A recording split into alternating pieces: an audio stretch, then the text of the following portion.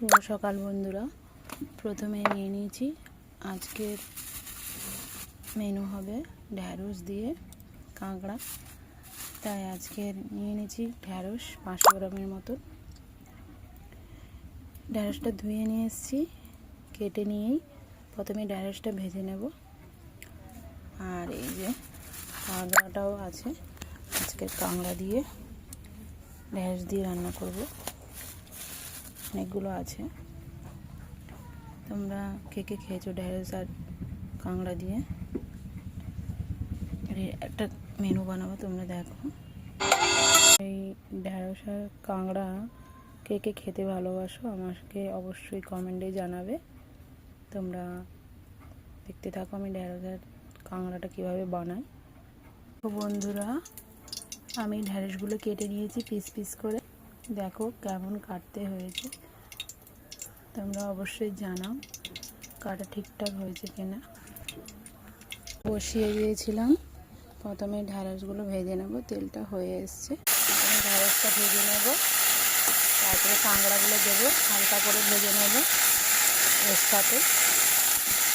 তারপরে হলুদ, জিরে গুঁড়া, সামান্য লঙ্কার পেস্ট করানো, একটু আদা বাটা, পেঁয়াজ বাটা দিয়ে ভালো করে মশলাটা দিয়ে মিশিয়ে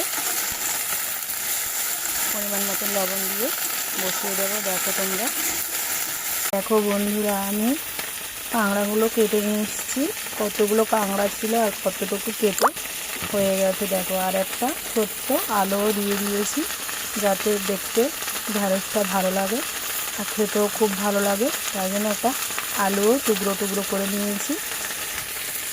আর কাঁকড়াগুলো ঠিকঠাক কাটা হয়েছে নাকি অবশ্যই তোমরা বলবে, আমাকে জানাবে। এবারে ঢ্যাঁড়সটাও ভাজা হয়ে গেছে, এবার আলুটা আর কাঁকড়াটাও ভেজে নেব ওর সাথে। কাঁকড়াগুলো দিয়ে দিলাম, এবার এর সাথে ভালো করে কাঁকড়াটাও ভেজে দেবো, যাতে কাঁকড়া থেকে কোনো দুর্গন্ধ গ্যাস বের না হয়। মশলাটা দিয়ে ভালো করে মিশিয়ে নিয়েছি।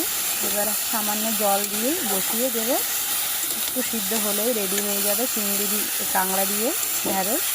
দেখতে খুব সুন্দর লাগছে কালারটা। বন্ধুরা, তোমাদের কেমন লাগছে বলবে কালারটা। এরপরে রয়েছে ইলিশ মাছ। ইলিশ মাছ আজকে সর্ষে ইলিশ করবো ভাপা। তোমাদেরকে ইলিশ মাছগুলোও দেখাচ্ছি। দেখো বন্ধুরা, 3টে ইলিশ মাছ নিয়েছি, 2টো বড় সাইজের, একটা ছোট। দেখতে পাচ্ছ প্রচুর ইলিশ মাছ খাওয়া হচ্ছে। তোমাদের মধ্যে কে কে খেতে ভালোবাসো অবশ্যই আমাকে কমেন্টে জানাবে। আজকের মতো